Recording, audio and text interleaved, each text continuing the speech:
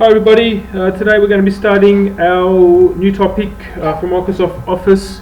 We're going to be looking at using Outlook, Microsoft Outlook, which is essentially a Microsoft version for emailing. Now, no doubt most people have previously used a basic email program such as Hotmail or Gmail.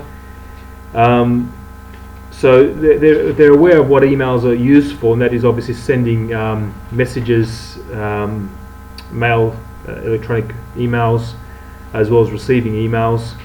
But here we're going to be looking at Outlook, which is a program that is used in business. The Hotmail and the Gmail accounts that I referred to earlier are typically just personal emails. They're quite limited in their functionality. Good to just send and receive emails.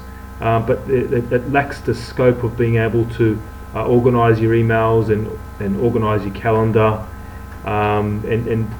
they do lack a lot of functions that you do need in a business environment.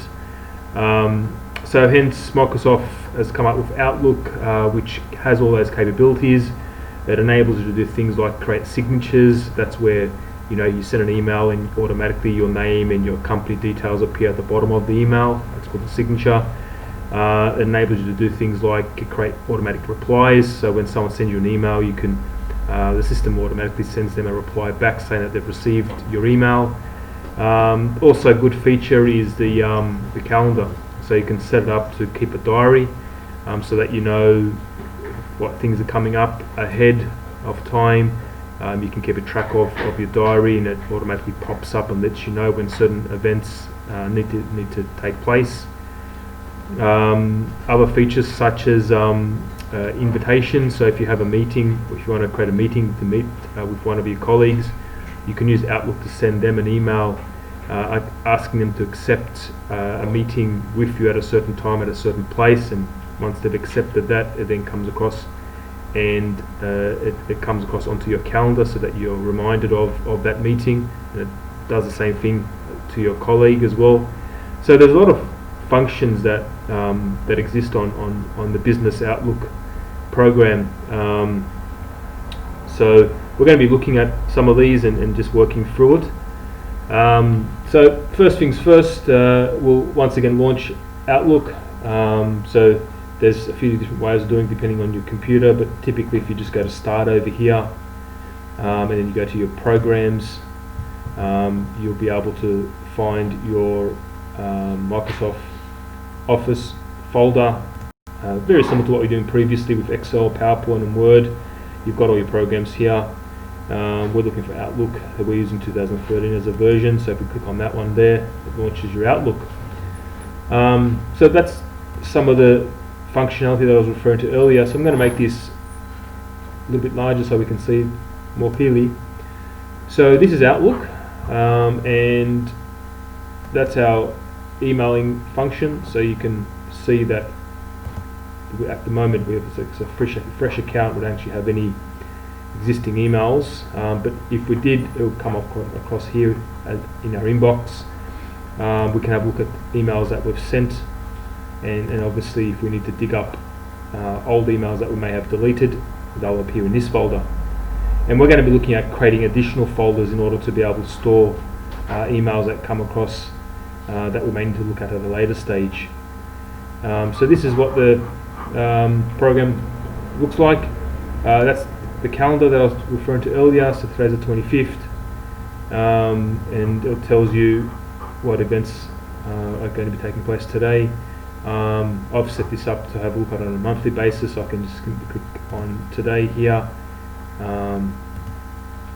and it will show you only what we have on for today. So that's your calendar, there your contacts, and you've got your to-do tasks if you want to set that up. So we'll be working through these folders, these tabs, and setting it up accordingly. But in tutorial 1 that you've received, the first thing we need to do is to create an email account. Now what you can do is you can try to bring across your email address that you may have on Gmail, or if you've got another Outlook account, I would suggest you do that first. But I've got a test Outlook email address that you can try if you haven't got an email account. But if, for example, and I suggest you try this, create yourself an Outlook account. So if you go to your driver here, so your browser, and type here Outlook email,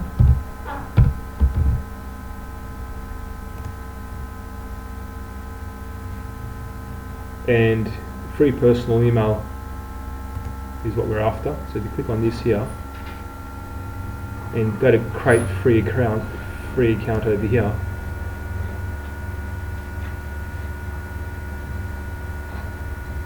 you can pop your name in. It may not accept it if it's already been used, but you can just put your name and a few numbers at the end of it, or whatever the case is, and create yourself an email account. Okay, and then all you need basically is your email account and the password.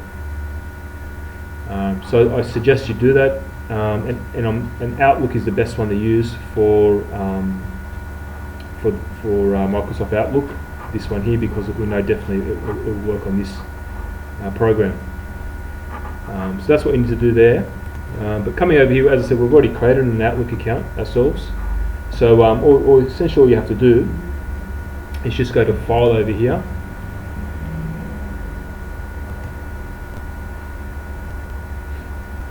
and we go to Add Account.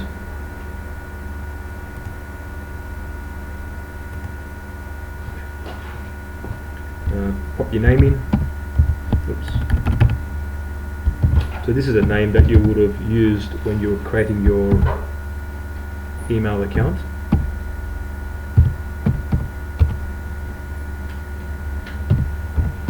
Now we've just got a work for you test at Outlook account. And our email password is test email 32. Test email 32.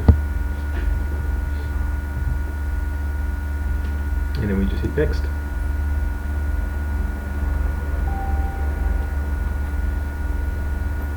We'll accept that.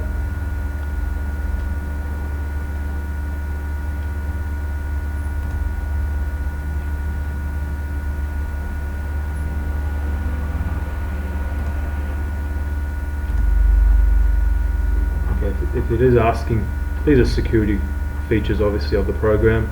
I'm just going to allow it. It's just a test email address anyway, and it's saying that it's successfully been set up, so I hit next again.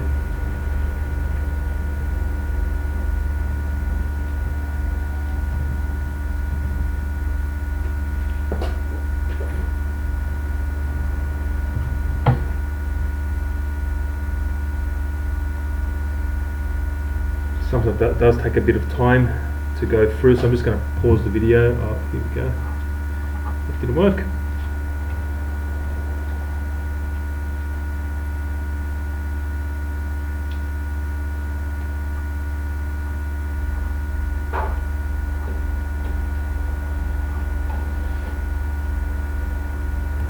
Hit retry again.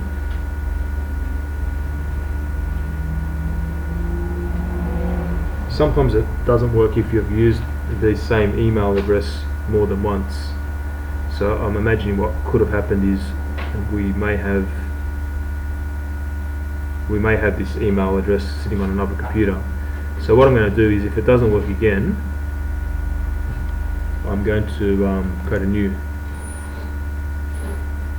saying that it may have worked this time around. So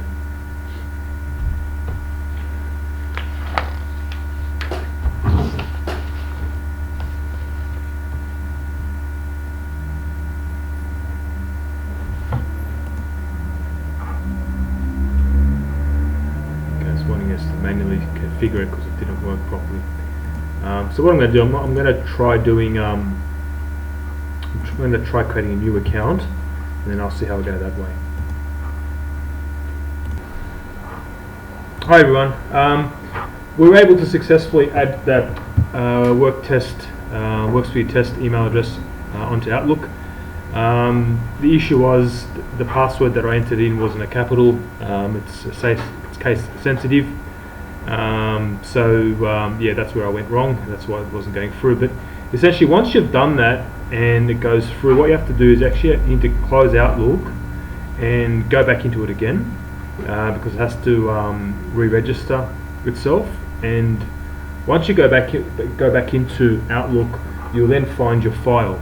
All right. So if I go back into file over here and I go to account settings, you'll see the work test Outlook email address that I put in earlier. So if we double click here, you've got all the details. Okay. So this just confirms that the email address is active and it's on this system here, and that's your file. Okay. So basically they're the steps on how to put your account on there. So what I advise is to ensure that you go in yourself, as I mentioned earlier, and create yourself an Outlook account first. And don't make the mistake that I did, and that is you need to make sure that your password is case sensitive. Thank you for listening, and in the next tutorial we'll look at how to create new emails.